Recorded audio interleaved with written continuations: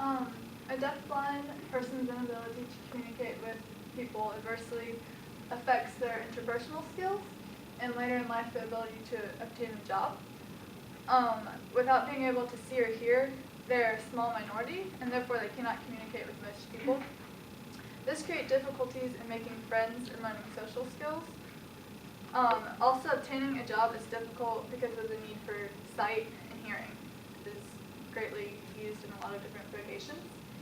Deafblind people also try to avoid situations with just hearing people because of the lack of communication that they're able to have with the hearing person.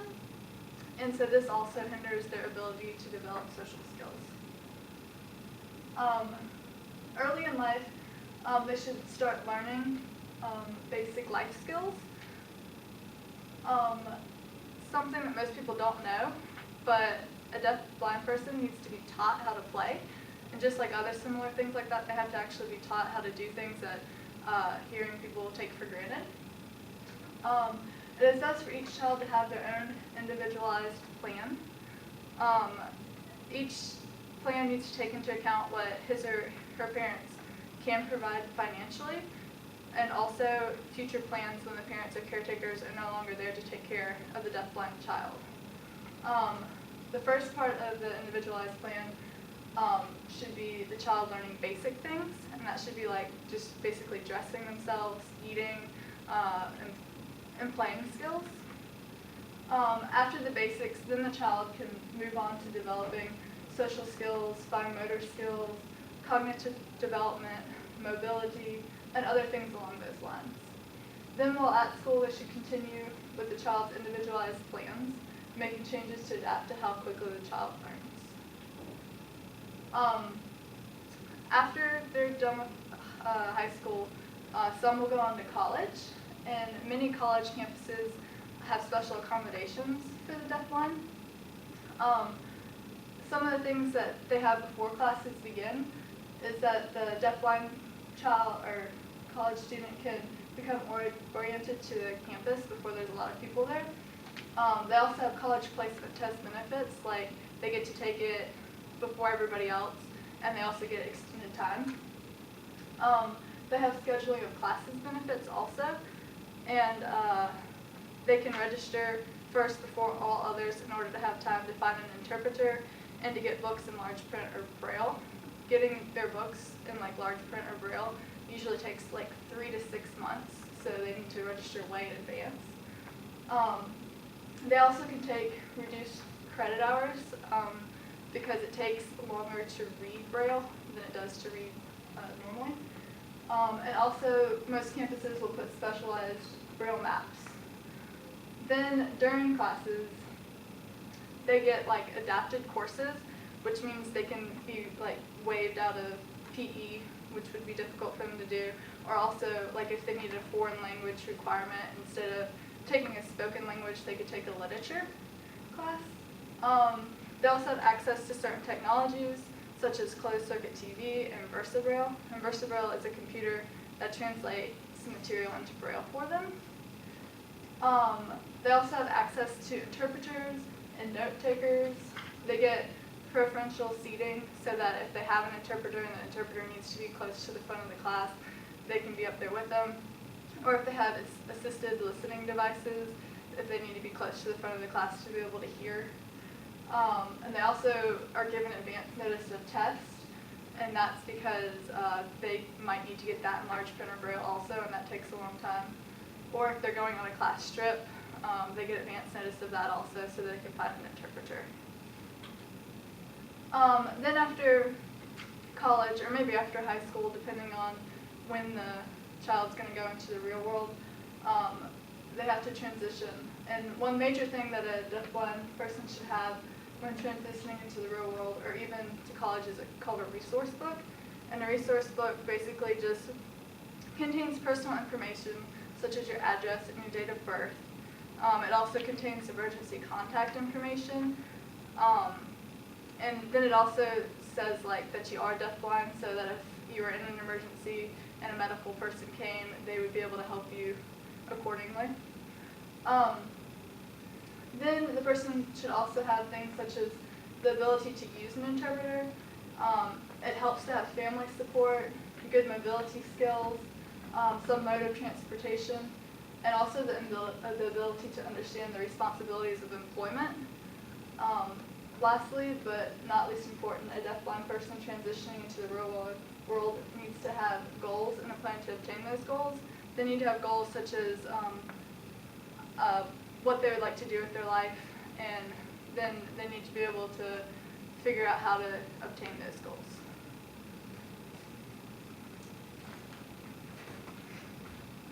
Okay, with technology, one of the main guys in the tech world nowadays, his name is Gideon, I don't know how to pronounce his last name, but he's known by Babton, and he was born deaf in India, and he became blind at the age of 9 when a kid threw ashes in his eyes.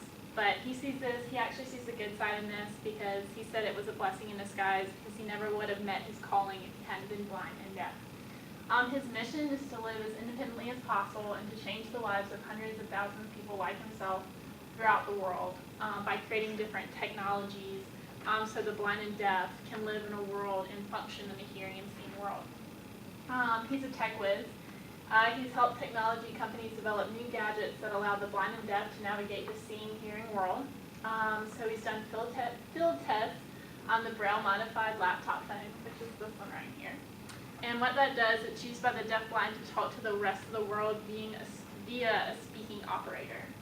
And then second, he helped develop the tactile talking tablet, which just allows people to explore street grids of cities they plan to visit. And then the last is the Screen Bell Communicator, or most well known as the SBC. And this is a portable unit about the size of a text telephone, and it has a QWERTY keyboard and an LCD display on one side, and on the other side is a Braille keyboard and a display. And what the Braille user inputs is seen on the LCD screen, and then what the typist inputs is brought through the buffer, and then it's brought out to be Braille.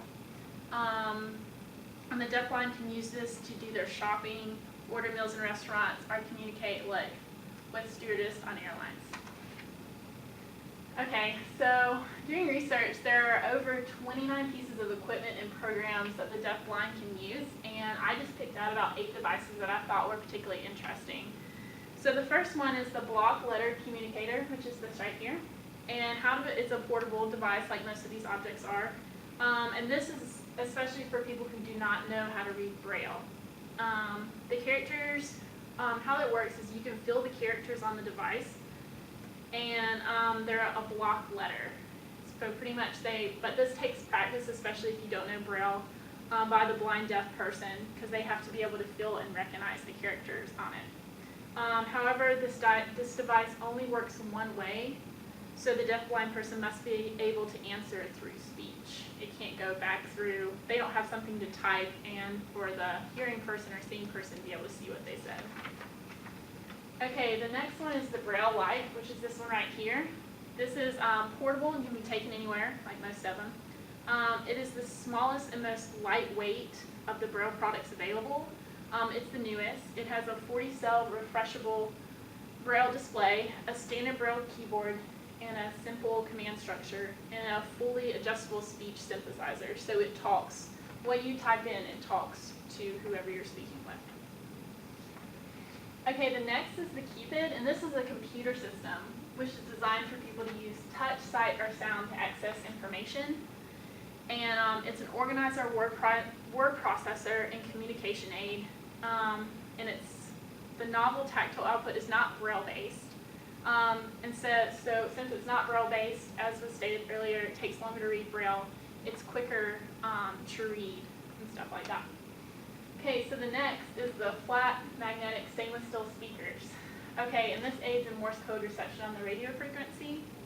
And what this does is these magnetic speakers can be substituted for audio speakers, and they provide a lower frequency, which is much easier to read the Morse code by, because a lot of blind deaf people can read Morse code. Okay, the next one is the Polaron. It was a mobility aid, and what it is, it's a lightweight, compact mobility aid, and it utilizes ultrasonic technology, to detect objects within 4, 8, or 16 feet. So when it's in range, the Polaron can either vibrate or make a sound, and that lets the blind deaf person know that an object is near. And it can either be hand mounted, or you can be handheld or chest mounted. Okay, the Telebraille, which is seen here, and you can see them using it here. It does not have a computer communications modem, but it does have a TTY modem. It was designed as a TTY for a deaf-blind person, and is also used for face-to-face conversations. And it has two components. The sighted component is the modified Supercom TTY device that has a QWERTY keyboard and a single LED display. So that's like right here what this person's looking at. So keyboard and then the screen. And then the other one, the Super TTY, can be connected directly to the telephone line, or the telephone receiver can be coupled to the Supercom on a cradle on top of the device. Text flows past the display by a cable. So this cable and this connects to the blind deaf person, and they're able to communicate through this way. Okay, the next is more of a simple invention, the vibrating liquid level indicator. And this is pretty much used exactly how it sounds. It's designed principally for milk and other tea, coffee, any kind of drinking product. And it has long prongs that go in, and the long prongs go into the milk, and then the short prongs hangs over the top of the cup. And what it does is it vibrates when it feels the liquid getting to the top. So keeps them from spilling.